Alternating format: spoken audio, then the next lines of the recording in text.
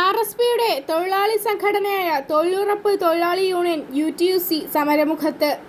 Union general secretary Veliyam Udayakumar straight ഫോർവേഡിനോട് കേന്ദ്ര government, അതായത് മോഡി ഗവൺമെൻറ് പുതിയതായി കൊണ്ടുവന്ന തൊഴിലുറപ്പ് തൊഴിലാളി നയത്തെക്കുറിച്ച് ആ നയങ്ങളെ പ്രതികരിച്ചുകൊണ്ടും UTUCയുടെ തൊഴിലുറപ്പ് തൊഴിലാളി യൂണിയൻ്റെ സംസ്ഥാന സെക്രട്ടറി വെളിയം സ്റ്റേറ്റ് ഫോർവേഡിനോട്. വെളിയം അങ്ങക്ക് സ്റ്റേറ്റ് ഫോർവേഡിലേക്ക് സ്വാഗതം.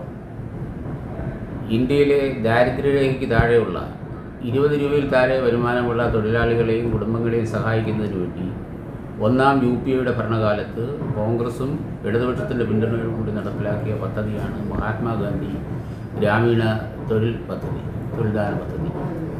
ആ പദ്ധതിയിൽ ചേരുമ്പോൾ ഏതാണ്ട് 40 കോടി ജനങ്ങൾ രാജ്യത്തുണ്ടായിരുന്നു. ലോകാത്ഭുതങ്ങളിൽ തന്നെ ഒരു പദ്ധതിയായി ഇത് മാറി. ഒരു തൊഴിലാളി ജോലി ചെയ്താൽ രാവിലെ 9 മണി മുതൽ വൈകിട്ട് 5 മണി വരെ ജോലി ചെയ്താൽ അവൻ്റെ അക്കൗണ്ടിലേക്കാണ് പൈസ ഇല്ലുന്നത്. അത് രാജ്യത്ത് കേരളത്തിൽ 350 രൂപയാണ് എൻ്റെ ശമ്പളമെങ്കിലും 375 രൂപ 400 രൂപ വരെ വിവിധ സംസ്ഥാനങ്ങളിൽ എൻ്റെ ശമ്പള ക്രമീകരണമുണ്ട്. ഇത് സ്ത്രീ തൊഴിലാളികളാണ് മഹാഭൂരിപക്ഷമുള്ളത്.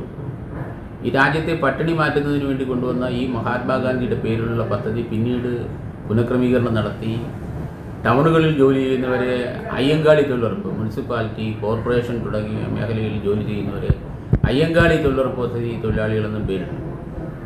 യഥാർത്ഥത്തിൽ ഇത് രാജ്യത്തെ സമ്പദ്ഘടനയിൽ വലിയ മാറ്റം, എന്നുവെച്ചാൽ പണമുള്ളവനെയും ഇല്ലാത്തവനെയും തമ്മിൽ വേർതിരിക്കുന്ന സംവിധാനത്തിനെതിരായി ഗവൺമെൻറ്റിൻ്റെ സഹായങ്ങൾ ഒരാളുടെ അക്കൗണ്ടിൽ നേരിട്ട് പോകുന്ന ഒരു പദ്ധതിയാണിത്, മഹാത്മാഗാന്ധി തൊഴിലുറപ്പ്. ആ പദ്ധതിയാണ് ഈ ഗവൺമെൻറ് നരേന്ദ്രമോദി സർക്കാർ അപ്പം ചുടുന്നത് പോലെ പാർലമെൻറ്റിൽ ബില്ല് അവതരിപ്പിക്കപ്പെടുകയും ആ ബില്ലിന്മേൽ പാർലമെൻറ്റേറിയന്മാർക്ക് ആവശ്യത്തിന് സമയം ചർച്ച ചെയ്യാൻ കൊടുക്കപ്പെടാതിരിക്കുകയും പെട്ടെന്ന് ബില്ല് പാസ്സാക്കി അത് രാജ്യസഭയ്ക്ക് കൊടുക്കുകയും രാജ്യസഭയും അത് പാസ്സാക്കി രാഷ്ട്രപതിയുടെ അംഗീകാരം വേണ്ടി ഗസറ്റ് വിജ്ഞാപനം നടത്തിയിരിക്കുക. കേരളത്തിലെ ഗ്രാമസഭകളിൽ ആ പദ്ധതിയെ സംബന്ധിച്ച് ആവശ്യമായ ചർച്ച നടത്താതിരുന്നത് ഇവിടെ ത്രിതല പഞ്ചായത്ത് തിരഞ്ഞെടുപ്പ് നടന്നതുകൊണ്ടാണ്. ഈ വരുന്ന ഒരാഴ്ചയ്ക്കകം വെച്ച് തന്നെ ഈ പദ്ധതിയെ സംബന്ധിച്ച് എല്ലാ ഗ്രാമസഭകളും വിളിച്ചു ചേർത്ത് ഈ പദ്ധതിയുടെ വിവിധ അതിൻ്റെ രീതിയെ സംബന്ധിച്ച് വിശകലനം ചെയ്ത് കേരളത്തിൽ നടപ്പിലാക്കാൻ പോവുകയാണ്. ഇങ്ങനെ നടപ്പിലാക്കിയാൽ ഇവിടെ 70 വയസ്സ് കഴിഞ്ഞ ആളുകൾക്ക് ഒരു കാരണവശാലും ഈ പദ്ധതിയിൽ ചേരാൻ പറ്റില്ല. 18 വയസ്സ് മുതൽ എത്ര വയസ്സുള്ളവർക്കും ചേരാവുന്ന ഒരു പദ്ധതിയായിരുന്നു രാജ്യത്തുള്ളത്. ഈ ശിക്ഷ കേരളത്തിലടക്കം 100 വയസ്സും 150 വയസ്സും ആളുകൾക്ക് 110 വയസ്സ് വരെ ഉള്ളവർക്ക് തൊഴിൽ ചെയ്യാനുള്ളൊരവസരമായിരുന്നു. ആ പദ്ധതിയാണ് നരേന്ദ്രമോദി സർക്കാർ ഒരു നിയമത്തിലൂടെ ഇല്ലായ്മ ചെയ്തിരിക്കുന്നത്. ഇതിനെതിരായി രാജ്യത്ത് വലിയ ജനകീയ പ്രക്ഷോഭം ഉയർന്നു വരികയാണ്. ഈ പദ്ധതിക്കെതിരെ RSPയുടെ ട്രേഡ് യൂണിയനായ UTUCയുടെയും തൊഴിലുറപ്പ് തൊഴിലാളി യൂണിയൻ്റെ നേതൃത്വത്തിൽ എന്ത് പ്രക്ഷോഭ പരിപാടികളാണ് നടത്തുവാൻ ഉദ്ദേശിക്കുന്നത്? പ്രഖ്യാപനം വന്ന ഉടൻ തന്നെ നമ്മുടെ യൂണിറ്റ് തലങ്ങളിൽ വലിയ പ്രതിഷേധ പ്രകടനങ്ങളും പരിപാടികളും നടത്തിക്കൊണ്ടിരിക്കുകയാണ്.